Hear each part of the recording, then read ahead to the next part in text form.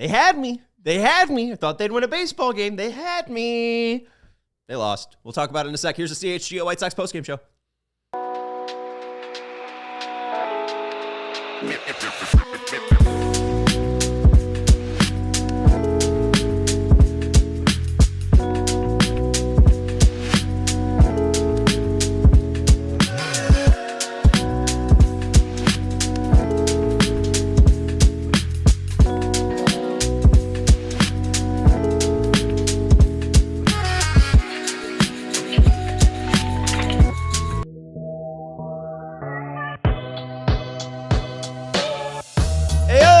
CHGO White Sox postgame show presented by Bet365. Download the Bet365 app and use code CHGO365 when you sign up. Whatever the moment, it's never ordinary with our friends over at Bet365.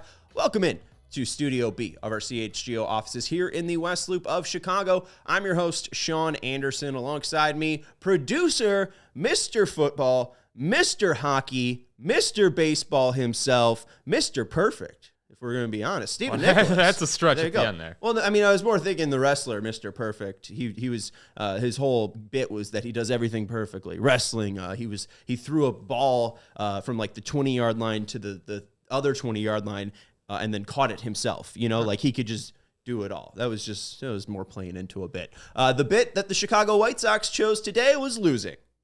5-4. They lost 5-4 to the Texas Rangers. It was awful.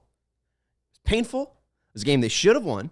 And if you look back into May, the beginning of May, late April, I told you that the Chicago White Sox in May would go 15-13. And I am here to tell you on Sunday, May 25th, before they head to New York, where they're probably going to lose 2 or 3, which I thought they would. I think they're going to do well against Baltimore, so I still think they might take the 2 in May against Baltimore, but at the end of the day, they're going to lose games to the Mets, and I thought that was going to happen. But you look back, they currently sit at 10-13. We'll tell you later in the show that this team is fun bad. And honestly, you look at the 10-13 record in May, this team should be 13-10. There's probably some games that they won that they shouldn't have, but this team, if their bullpen was just a little bit better, if they had a first baseman that could step on the base, they might be in a really different place. That's not the actual reason they lose today. Sox fall to 17-36 on the year. They do win the series against the Texas Rangers. They win on Friday 4-1. They win on Saturday 10-5. So a series win is something that we will take. On today's show, we'll obviously talk about today's game. We'll talk about Friday's game. We'll talk about Saturday's game. We'll talk about the big Saturday in the White Sox organization all the way down to Winston-Salem. And we'll also talk about the big moves at first base. The White Sox currently don't have a first baseman. They have a third baseman playing first base. And then they also have Lenyn Sosa at first base. I don't know if he can play first base, but they sent both Tim Elko and Andrew Vaughn. They couldn't pick which one to send down, so they just sent both. We'll talk to not only you about that, and you can let us know your thoughts, but we'll also talk to Jared Willis, who is at the ballpark over at Rate Field. Sox lose 5-4. Let's get into it. Davis Martin pitched today, threw 100 pitches in 6 innings, was pretty good. He had a really bad moment in the second inning. They showed a graphic that in May, he only allowed 2 walks, minimum of 17 pitchers. It was like him, Kevin Gausman, Brian Wu, and Jonathan Cannon have allowed the least amount of walks in May. First batter he sees, he walks young. Next pitch, the fattest slider that you have ever seen to Jake Burger. And what you've seen as a White Sox fan is Jake Burger hit balls very far at right field. He hit a ball very far at right field today. 2-run home run for Jake Burger in his revenge game, 2-0. That was easily Martin's worst inning. There was a nice moment, though, the end of that inning, where he K's Garcia and then Caro just throws an absolute dart down to second base to get Ozuna. So Caro had a really nice play there in the top of the second. There was one thing that did stick out in the bottom of the second. Robert worked an 0-2 count into a walk, and Steven, you were just disgusted by the first pitch that he swung out. And it wasn't a really good day for Luis Robert Jr. He had a bad at-bat in the 8th we'll talk about, but he works it into a walk. And I said, hey, he's been walking. He's been stealing bases. And what does he do? He walks, next pitch, steals a base. Looked great. Not to mention that stolen base now leads the major leagues. He is the first player in Major League Baseball to be at 20 stolen bases this year. His second most in a season is 20. In 2023, when he hit 38 home runs, he stole 20 bags. And that was the first time he ever played over 140 games in a season. He stole 20 bags. Took him 78 games to get to 20 bags last year, and he stole 23 in total. It has been 48 games, and he has 20 stolen bases. You said he's on pace for 60 stolen bases. I don't know if that math's right, but sure. It is. I just leave the producer up to the math? Yeah. Or the math up to the producers? I leave the speaking up to me, and that's also a mistake. But we leave up the math to the producers. Apparently, he's at a 60 base stolen base pace. And you look at his defensive center field, it's a pretty good glove out in center field. He's athletic. He can be rangy. And I understand that the bat is frustrating. He walked today. He had a sac fly that drove in a run that I reacted way too loudly to. Was probably 100 feet off the warning track. But he swung that bat really fast at a fat pitch down the middle, and I just thought he hit it to the moon.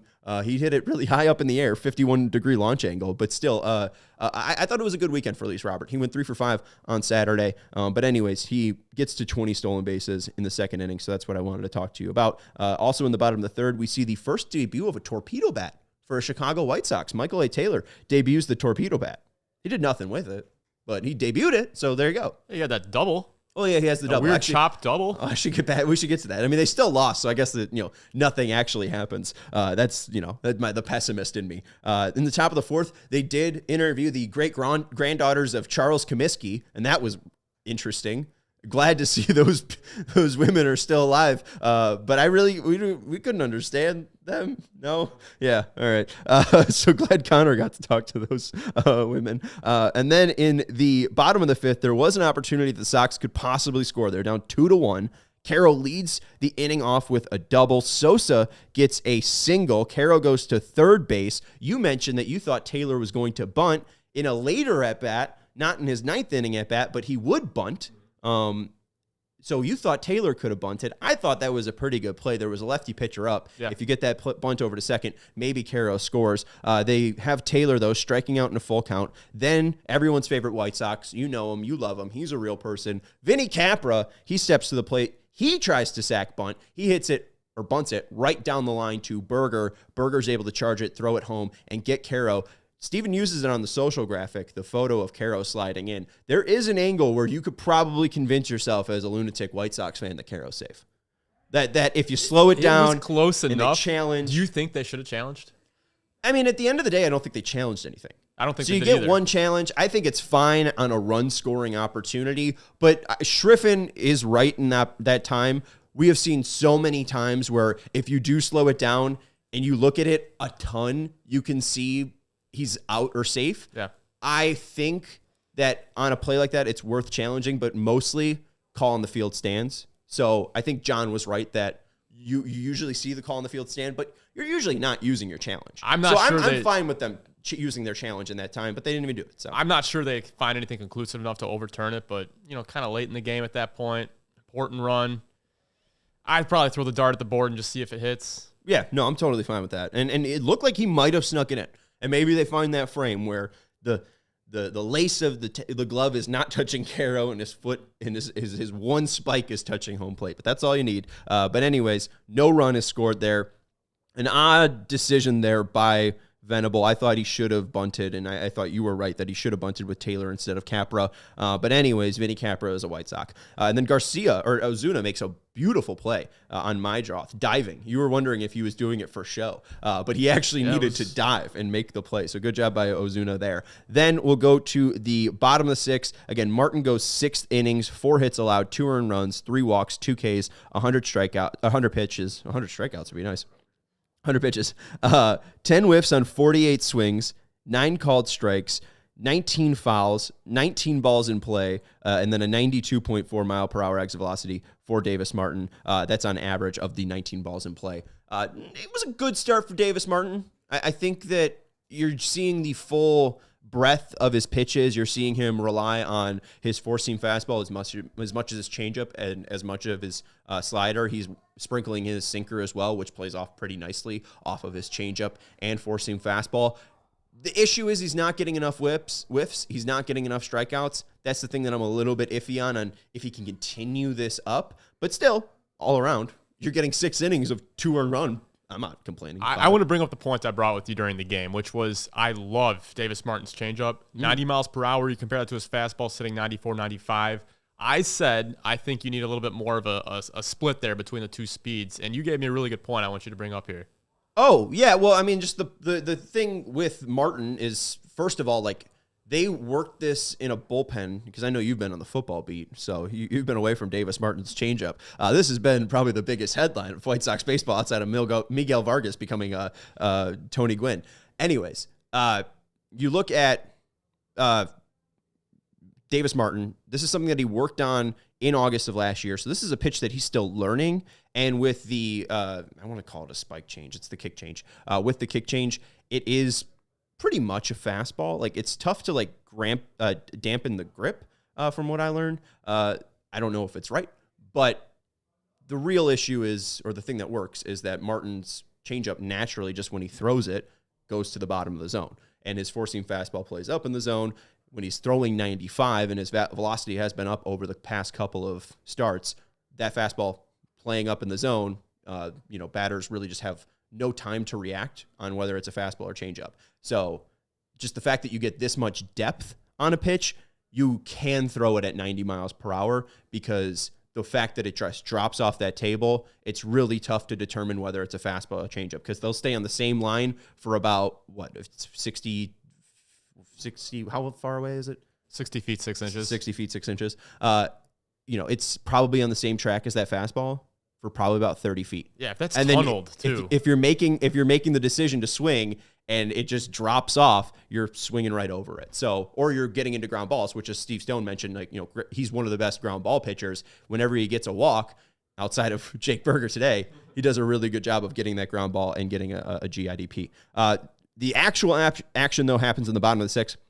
Corbin's still out there. They talked about Michael A. Taylor's previous success. They talked about Austin Slater's previous success. Slater continues it. Solo homer for Austin Slater. He makes it 2-2. You hear Nancy on the organ. She's back on Sundays. She's playing na na na, hey hey, goodbye. So you just love hearing Austin Slater looking like Nick Morowski, rounding the bases, tie ball game. Fantastic to see. And then Vargas hits another double, which is awesome. He's been the hottest player in baseball. He has a homer earlier in the game, which I think I actually didn't even mention. He hits a homer in the, bottom of the 4th? So solo homer for Miguel Vargas. He's hotter than the sun. Past 30 days, batting average well over 300, slugging percentage over 600. He has been phenomenal. We'll talk to Jared later on in the game on how he's really turned it around. He talked to Ryan Fuller before today. But anyways, Sox tie it up with the solo homer, 2-2. They pull Corbin out after Benny's ground out moves Vargas to third. Corbin goes out. Luke Jackson comes in. Robert hits a sac fly again that went to the moon, 100 feet well in front of the warning track. I thought it was a home run. I'm a stupid idiot, but it's a 3-2 game, and that's what's important. Carroll then doubles, but Sosa grounds out, ends that inning, and Carroll will double later in the game because he's just phenomenal. I think he had 3 doubles today? This is the quiet 3-double game possible. He's just so good at hitting balls into that corner. He's so good at getting a ball into that corner gap, just hitting it down that line. It's awesome to see. In the bottom of the 7th, Mydroth extended his hit streak to 12 games. He's been phenomenal. Schriffen drooled over Mydroth, saying he needs a jersey, which I thought was a little intense, but whatever. And then in the bottom of the 8th, I thought Robert was going to had his moment. It was a 2-out count. I thought that, hey, if he gets a pitch that he wants to swing at, maybe he'll fire at it. The first pitch is the fattest sweeper you've ever seen. Like middle, the absolute same cement mixer that Jake Berger hit out, and Robert doesn't swing at this one. And then what does he do? The second pitch is the same sweeper that's 15 feet outside of the actual strike zone, and he swings at that one. Then a wide fastball that's just terrible by Armstrong, not even competitive. He fouls off a fastball like down the middle. It's like, oh God. And then a sweeper that's like in the zone. It's a pitch you need to swing at, but he's just not able to capitalize. Like, I thought Robert could have came through, and if he did, maybe this is a different story. Maybe we're in extras. Maybe we're not even starting this podcast just yet. But the top of the 9th happens. Leasure comes in, and just tough. Just an absolute tough outing for him. He gets to an 0-2 count to the leadoff hitter, Josh Young. He hits him with a fastball up and in, so he's got a runner on first. Then Berger doubles, pushes Young to third. Then Ozuna gets K'd. It was a great job by Leasure, really playing off his fastballs, able to strike out the rookie Ozuna, who was just called up. But then Higashioka hits a ball in the infield. Vargas pumps, trying to throw home to get young, but doesn't decide to do that, then throws over to the first, and as Jeff Kwiatkowski says, Leasure is garbage and Sosa's not a first baseman. Look at this, if you are not an audio listener. Look at this, what's presented by Bet365. Lenyn Sosa not doing his job, not being near the base, that is the force out. The whole point, the whole thing that they teach you in Little League, and I'm trying not to yell, is you stand on the base. You put your foot on the base, and then you just move this foot on where you need to go. And then that's why you stretch. That's why you scoop. Like, your foot needs to be on the base. Foot needs to be on the base. And his foot wasn't on the base. And it's going to be an RBI regardless. But if they're able to get that out, maybe it just looks a little bit different. It's not an out. It's an RBI infield single. They don't give an error to anyone. It's a 3-3 game. They actually updated this. This is now called an error. Oh, it is an error. Is it an error on Sosa? On a fielding error by Lenyn Sosa. Okay, there you go. That's good. But then, it's really tough to say that this would even change because that out doesn't end the inning. The out doesn't prevent the run to score. And then Adolis Garcia just hits a ball into the gap that's just not caught. And that's where the game is pretty much lost. Bottom of the ninth, Carroll with a leadoff double. Sosa with one of the worst at-bats of the year. Michael A. Taylor with his RBI that makes it a 5-4 game. But then Taylor gets picked off second, so I stopped caring about Michael A. Taylor's double. Just a terrible thing. What I think they were honestly doing, because it's Vinny Capra at the plate with one out, I just think, Capra sucks. They don't want him swinging. I think that they were going to try to have Capra lay down a bunt to that first base side, and they would have seen, if they're just not paying attention to Taylor, they might have sent Taylor home. Because maybe the idea is that the first baseman and catcher are trying to get the out at first base and aren't aware to Taylor, and Taylor can go score the tying run. I thought it was them being desperately aggressive because Vinny Capra is terrible. I don't understand why he's on the team. We'll talk to Jared about that. We have to take a break here on the CHGO White Sox podcast presented by Bet365. If you have any thoughts on this game, let Steven know in the chat. We want to let you know about our friends over at Empire. I have a cousin, Jake. I love him. He's great. But he works at one of these big box stores, and he is not a flooring expert. One day he'll be in painting. One day he'll be helping you out at the self-checkout. One day he'll be in the garden section, which is probably fun. Make sure to wear sunscreen. And then one day he'll be in flooring. Maybe that's the day that you go in to try to buy flooring for your home.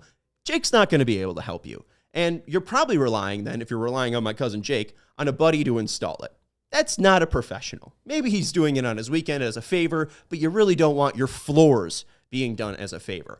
Call the experts over at Empire. They have a curated selection of beautiful floors to choose from. You don't have to worry about picking through all the beautiful selections. It's just really what color you like. You know you're picking quality selections because they have experts to pick out the quality floors for you already. And they have experts who work in flooring to install the floors into your home. And the best part, I'm going to say the word free. You can get a free in-home estimate with our friends over at Empire. Schedule a free in-home estimate today because some things are better at home. CHGO listeners can receive a $350 off discount when you use promo code CHGO. A $350 off discount with code CHGO. Restrictions apply. EmpireToday.com/CHGO for full details.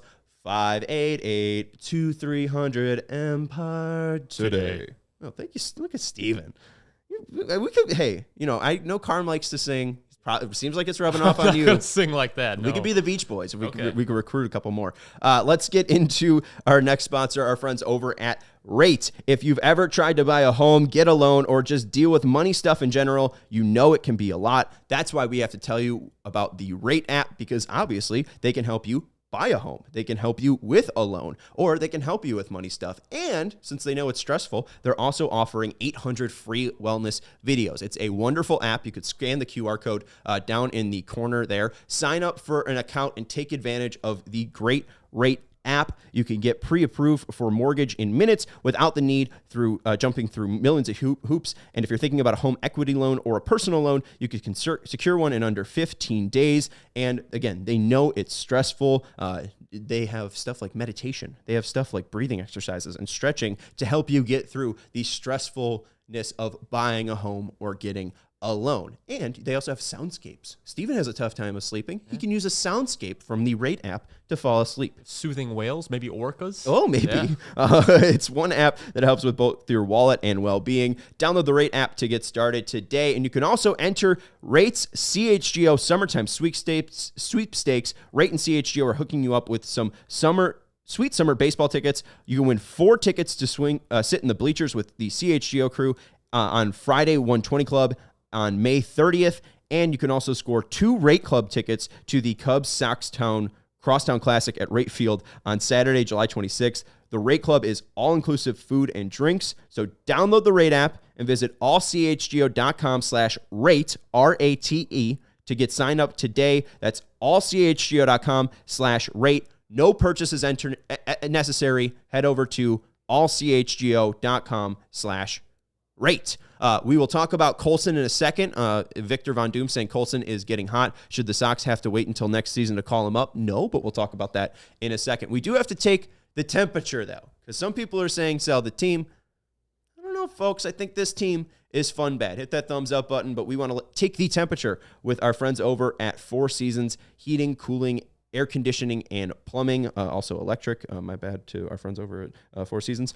Visit your trusted local experts over at Four Seasons Heating, Air Conditioning, Plumbing, and Electric. FourSeasonsHeatingCooling.com for all their special offers and money-saving coupons. That's FourSeasonsHeatingCooling.com, 866-4 Seasons. We're taking the temp of Sox fans here.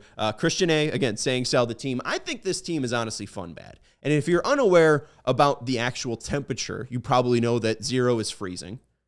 212 degrees is, well, no, I'm going Celsius here. 32 is freezing. 212 is boiling, right? We know the temperatures, but do we know the temperatures for fun badness? I've come up with this scale. I don't think that you could see it. I think that Steven took a screenshot, so we'll use that instead of me holding this up. I think that they're fun bad, okay? You could see that on the far left, there's bad.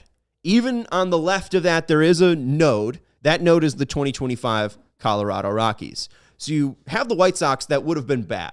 That's 2024. That is 2023. That team was pretty terrible to watch, that 62-101 team. Fun bad is a team that didn't have any expectations. Doesn't have like lingering high paid players. They do have Robert and Benintendi. But outside of that, the third highest paid player on this team was Andrew Vaughn, and he just got sent down to AAA, so you love to see that. You have the spark of Vargas. You have a pretty good pitcher starting the game every single night. Lenyn Sosa's been okay to watch when he's not swinging at every single pitch. Or not stepping on first. Mydraw's been fun. Edgar Caro's been fun. I think this team's fun bad because they almost swept the Rangers. They're almost at a 500 team. Are they mid? No. Mid would be a 500 team. Mid would be consistently, month after month, being at 500. This team is nowhere near 500. They're a very bad baseball team. But as a watcher of White Sox baseball for many years, specifically in this job, watching White Sox baseball for a job as, each and every week, this is the most fun I think I've had with White Sox baseball since 2022. Because that 2022 year wasn't that fun. 81-81 wasn't that fun. And then 61-101 was terrible with first-year manager Pedro Grifol, who was great. Then 121 losses. And then this year, it seems like they can be competitive. And if Jordan Leasure just didn't suck, if Chris Getz spent money on this team, if Mike Clevenger wasn't our plan A for closer, maybe, just maybe, they could be mid. But they're not. They're fun bad because they're at least competitive. I think they're going to get wiped by the Mets, but that's a different story. Yeah, when they were 81-81, they kept you interested. You're like, oh, maybe they could take that next step. Maybe. 2 years after that, they were just bad. You showed it on the graph.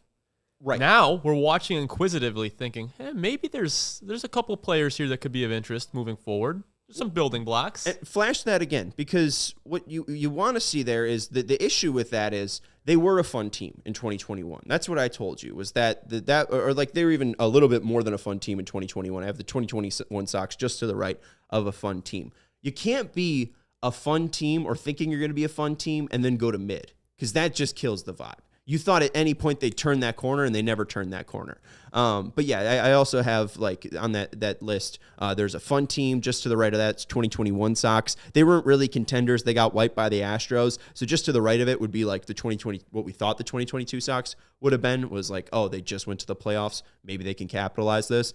After that is a team that was a contender that capitalized, like the 2005 Sox. And then you have, like, the Dodgers currently, that I don't think it could be fun to be a Dodger fan.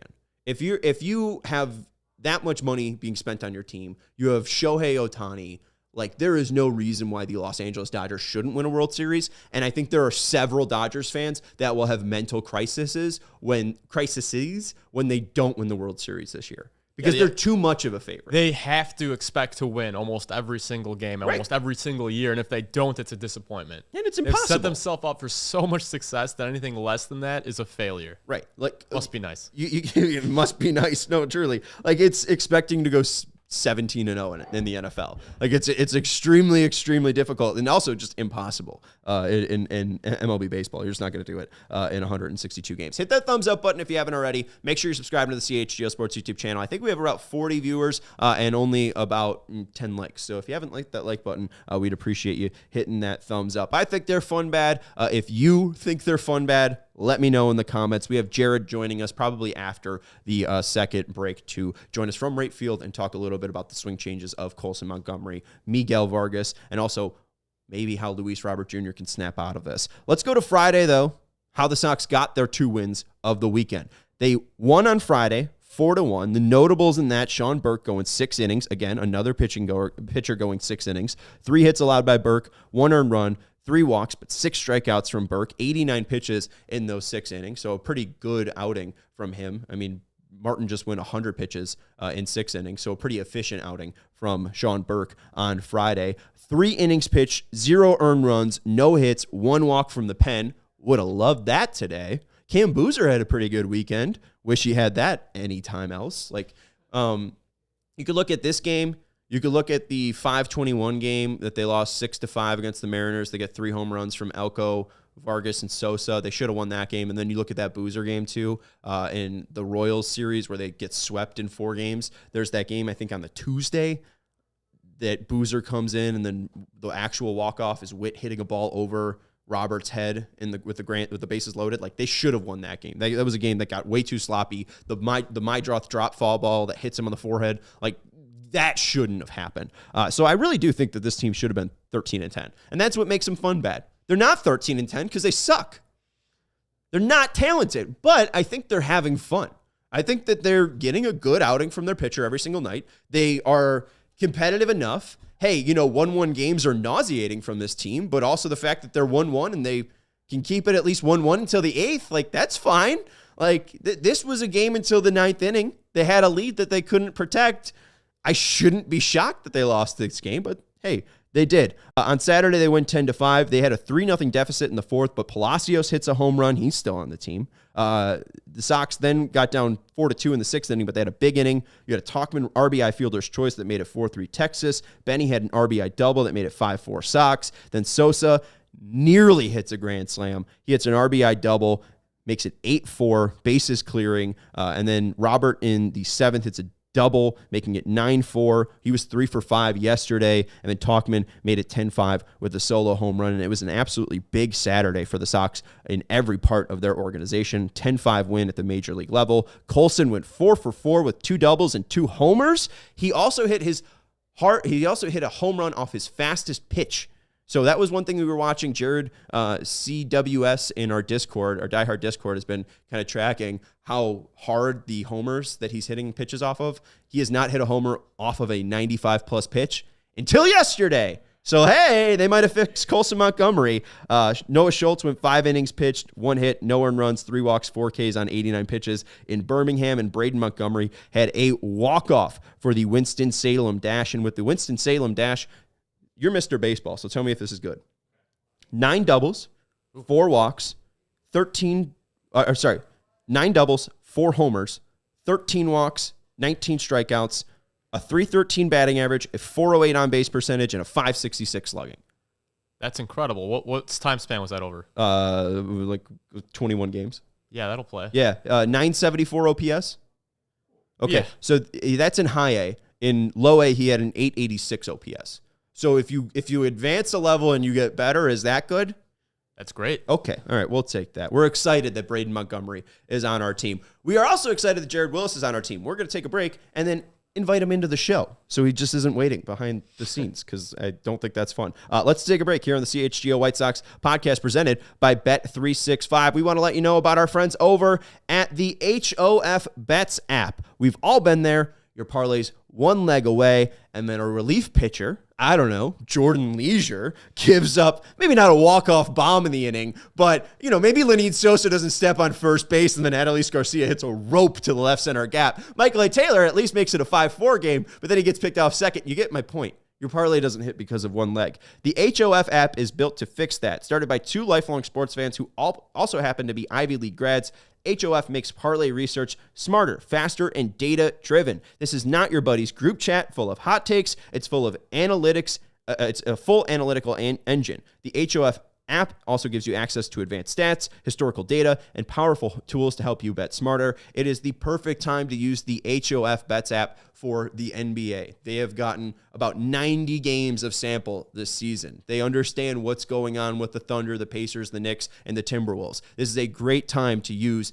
the edges that the HOF Bets app has. So you can go get a 7-day free trial and 50% off their first month. Just download the HOF app or visit hofbets.com and use code CHGO at checkout. With a 4.9 rating in the App Store and over 6,000 5-star reviews, it is safe to say that HOF has already helped a lot of people bet smarter, and you can join in that. The best part, too, once you've built your parlay, you could send it straight to your sportsbook with one click. There's no manual entry, no wasted time. The HOF app syncs automatically with most major sportsbooks, so go check them out at hofbets.com. You can get a 7-day free trial and 50% off your first month with code CHGO at checkout. We also want to let you know about our friends over at Ray CDJR. It is Memorial Day on Monday, and now it is your chance to score the Employee Pricing Plus Sales Event over at Ray Chrysler, Dodge, Jeep, and Ram. This is your chance to score a great deal during the Employee Pricing Plus Sales Event. Head to Ray CDJR on Route 12 today to choose from their huge inventory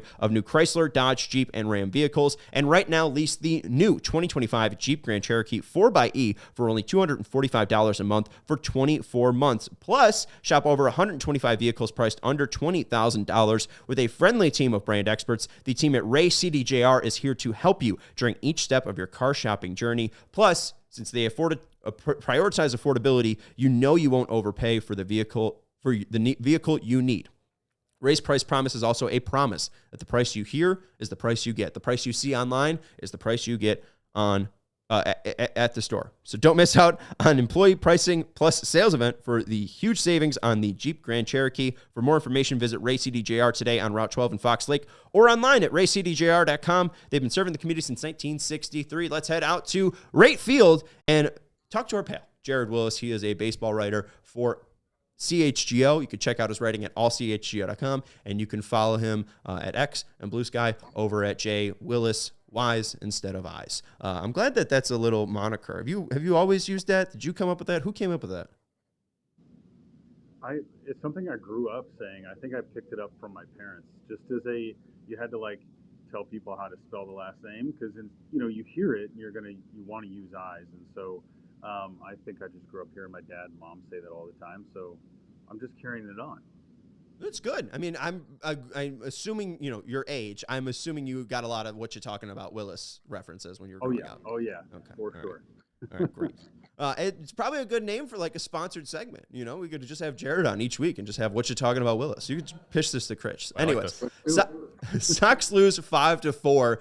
Anything stick out from the clubhouse today? I want to talk to you about Ryan Fuller, little Colson Montgomery, Miguel Vargas, Luis Robert Jr. But from today's game, obviously, Sox don't get the desired result. Did anything come out from that clubhouse today? I think two things in particular. Number one is and you mentioned it already, but Lenyn Sosa kind of being out of position there, not being on first base, so that when Vargas fields that ball and isn't able, because he bobbles it just a little, can't get the throw off to home, so needs to turn to try to get that out, and then you don't have Lenyn in position. We didn't get Lenyn in the locker room post game, but Venable just talked about, it's really just kind of a mental mistake of getting frozen in the moment there and not getting back to where he needs to be. And Venable didn't say this, but I do think to some extent it has to be a product of you don't have a guy, a super experienced first baseman in that spot who is going to handle that sort of a play a little bit differently than somebody who's played a lot of first base has. So you have, that's one of the things. And then, of course, the Michael A. Taylor caught stealing play, which we can we can break down what he said about that if you want. But Sosa was one of the first things that came up. The Sosa thing is a different conversation because I don't blame Lenyn Sosa there. It's just that Lenyn Sosa shouldn't be there. So let's save that for the Vaughn Elko discussion because I know that you have some curiosities at least about that situation. I haven't talked about it just yet. Let's get to the Michael A. Taylor thing just because that I think will be briefer. Were they trying to bunt with Capra? Like I thought that they were trying to lay down a bunt with Capra down the first baseline. Taylor was going to try to steal and then take a big round third base. And if the catcher was off home plate, maybe they could possibly sneak in a run. Because Vinny Capra, even though he hit a ball to the warning track, which was very surprising, that's not a run driver, or that's not a guy that's driving a run. And they don't have another shortstop to put there unless they put Rojas, which apparently they don't care to put Rojas at shortstop, which is a completely different subject. And I don't want to waste time on Josh Rojas. So how did Venable explain it? So, Taylor told us afterward that he the way he described it is I had a green light, and so it looks like exactly what you're describing, where he's looking to steal, you're trying to get that ball in play, and maybe you can make something happen. Taylor said that it was all about trying to get to third so that there's either a sacrifice fly, a pass ball, something like that where he can score. But he just said it was as simple as they had a good inside move on him. And he wasn't, that's not what he was looking for. And it's just one of those things where he gets caught just flat-footed for just a second, and that's all it takes. So he said, it's one of those things where it looks like a bad play, but it's a lot to do with, he's looking for one thing, gets something else instead, and caught him off guard. And it's what you're trying to be aggressive essentially, and it didn't work out because the Rangers, to their credit, had a good inside move there. I mean, it's a good pickoff move, too. I mean, I thought that it was a good jump by Taylor, and then, he just turns around, makes that pivot, and gets him out at second. So, yeah, I don't have too much. It's just they're a desperate team with Vinny Capra at the plate. Like, they have to make something happen. You just probably shouldn't blow the 3-2 lead that you had. Let's get into Saturday's move, because the Elko thing was announced sort of on Friday night. So it wasn't too shocking that Tim Elko was demoted on Saturday. The biggest shock was that it was also Andrew Vaughn with him. I was surprised that it wasn't Joshua Palacios because they're including Benintendi and Tauchman, two left-handed outfielders. They keep Joshua Palacios, who's a left-hander, on the roster.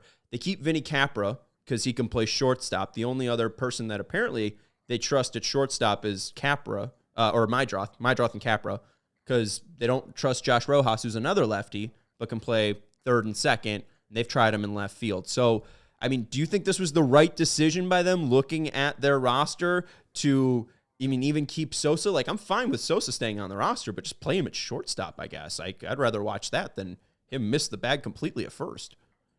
Yeah, I think that's what it comes down to for me as well is, Sosa is hitting well, and so I'm all for keeping him there, but don't make him play out of position like that. So, with your roster construction the way that it is, you've left yourself with no real first baseman. And that was the part that was most surprising to me, that just from a defensive standpoint, that you wouldn't have kept at least one of Elko or Vaughn on the major league roster. So you have somebody who can handle first base.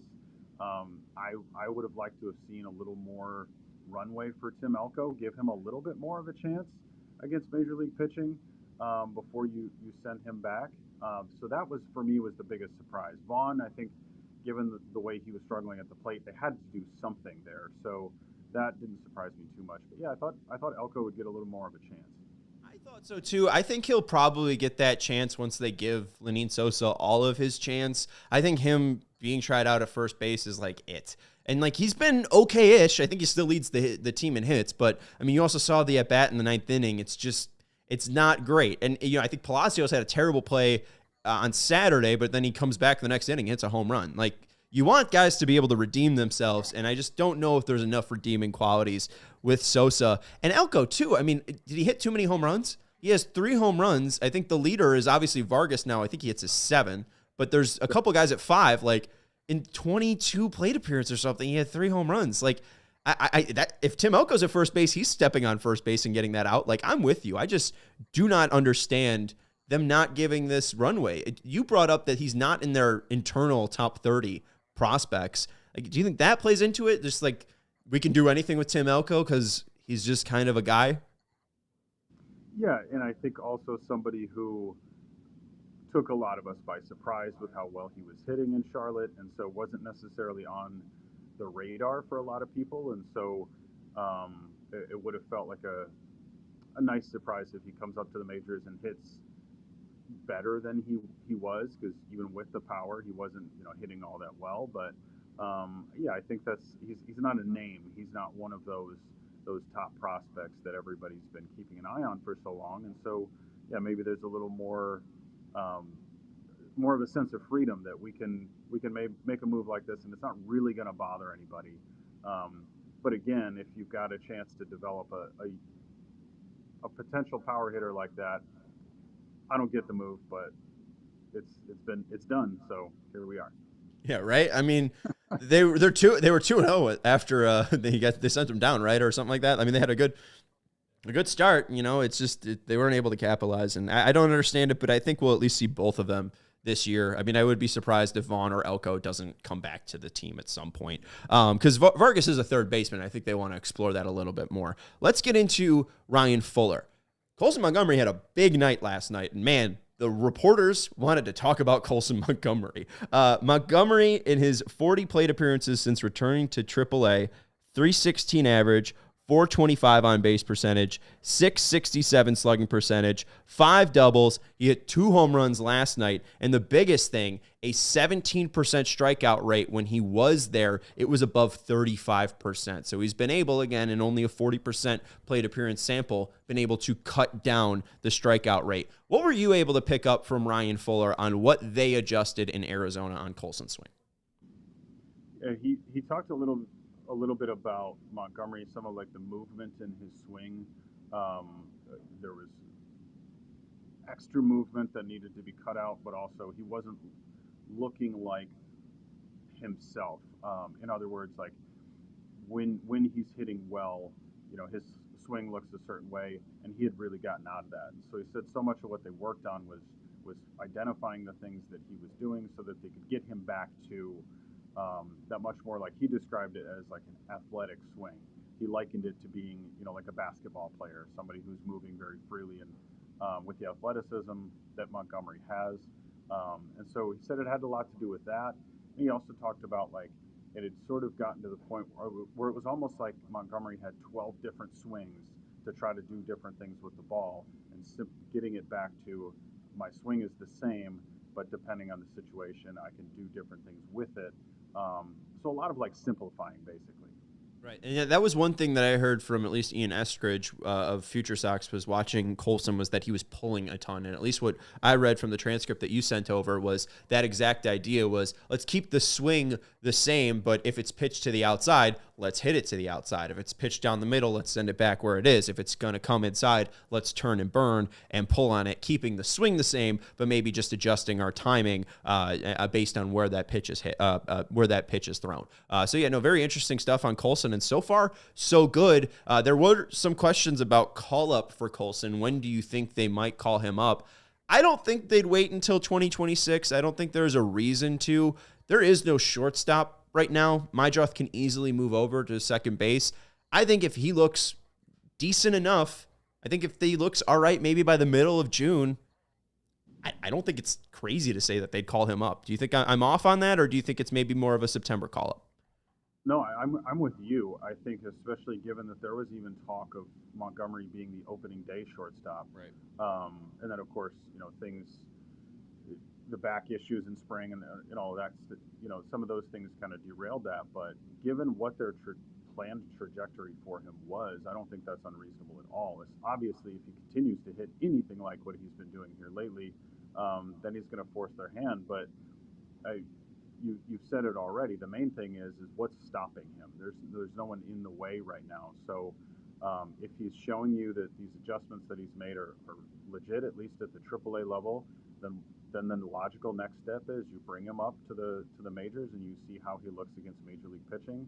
And unlike with Elko, I kind of hope that when that time does come, that you give him some runway and let him get a good number of at bats under his belt before you make whatever the next decision is. But yeah, I think a few weeks from now is not unreasonable. With Vargas, I know he compared Colson to Vargas. Vargas has obviously had a fantastic month. Was there anything specifically that you picked up on Fuller? Because, we've seen it work in a way. Like, they identified something wrong with Vargas's swing. They told him to gain muscle and we'll fix your swing throughout the season. And it seems like their biomechanics have been able to identify something wrong with Vargas's swing. He's been able to cover the top of the zone, and that's really allowed him to pop. It seems like, again, they've cut out some movements with Colson Montgomery, simplified the swing, more worked on, hit it where it's placed, and it seems like his confidence has grown. Was there anything else with Vargas that you've picked up? Because I'm just wondering how replicable is this? Do you think Ryan Fuller's just advanced the White Sox technology with their biomechanics, and that's really the key to all of this? Yeah, that seems to be the case, because as he talked about a lot of the different hitters in the organization, that was something that he kept coming back to, and we're seeing some of the fruits of that. Vargas is another good example. He talked about Chase Mydroff too, and the kind of hitter that he is. But he also talked about the work that they're trying to do with Luis Robert, as much as he's struggling at the plate this year, and of course Andrew Vaughn, who we've already mentioned. But I do think the big takeaway is that there's an element to their work with these hitters that they have now that maybe wasn't there before, or wasn't operating in quite the same way. And Vargas is a really great example of that. Because if you look at how he looked at the plate last year, especially after coming over, compared to the kind of hitter that we're seeing now, there is a distinct difference. Yeah. Oh my God, just so confident too, and that's why I'm kind of frustrated they're moving him off third base. He's obviously playing third today, and there were 2 times he kind of makes pump fake decisions and isn't maybe too determinate or too confident with that throw, but I just wish they would just let him hang out at third base, because he makes a ton of impressive plays over there. Anything else from Fuller that stuck out, or maybe on that Luis Robert Jr. side? I was a complete narc, or a complete mark, and jumped up for that sacrifice fly. Of course, that's 100 feet off the warning track, so I look a little bit silly. But I don't know. I thought Robert had a pretty good weekend, had a really nice walk in the second inning. Do you think that there's light at the end of the tunnel here for Luis Robert Jr.? Because there's a lot of Sox fans that are just down on the entire player. Yeah, I think what you need from him is you got to kind of slowly keep stringing together good days like this. And, even today had some good things to it, even if some of the results weren't there. And that's what you need to continue to see from him, because ultimately his best value to this organization might be whether or not he is a viable trade piece in July. And so as things stand right now, you're not going to get the kind of return that the White Sox need. And so in many ways, they really need him to produce for that reason. And I do think, just looking at the last few days especially, he does look like he's moving in that direction. And based on what Fuller had to say, I think there's something behind it. It's not just, the natural ebb and flow of a hitter. I think there's something going on here. Well, and that's the thing too, is you see him steal bases like this. I mean, he's going to set a career high if he doesn't get injured. He's currently at 20. The career's high is 23. Currently leads Major League Baseball. He's walking more than he ever has. The defense seems to be all right. It's just he's not hitting the ball, which is the one thing he's always done in his career. So I just feel like at some point that's got to turn around. The one question, or the one thing that I made kind of a statement on, was the White Sox are fun bad. Am I off on that? I don't think so. I think this was, it does, even if the record isn't that much different from where they were a year ago, they're a little different to watch. I'll say that. So I'm with you on the fun bad. Seems a little less down in the dugout. Just seems like there's new energy with Venable. Seems like there's new energy with all the free agents that they brought in. The rookies like Caro and Mydroff seem to be really picking up the squad. And then, hey, when you get this good at starting pitching night in, night out, it's easy to have a good day. That's Jared Willis, our baseball writer here at CHGO. You can check him out at allchgo.com. He does great work. Jared Willis, Wise instead of Eyes. So we'll keep that tradition going. Make sure you hit that thumbs up button for Jared. We're going to wrap up here. Jared's going to go smoke a stogie on the way home because that's what he does. This show is presented by Bet365. The CHGO White Sox postgame is presented by Bet365. Use code CHGO365 when you sign up. Hit that thumbs up button. We are off on Monday, but we are here on Tuesday and Wednesday with some post-Memorial game shows. So make sure you're following Jared. Check out allchgo.com for his writing from today's game, and we will see you on Tuesday with more post-game coverage. Thank you to Stephen Nicholas for producing the show. Hit that thumbs up button. We'll talk to you on Tuesday. Goodbye. We all silly like the mayor.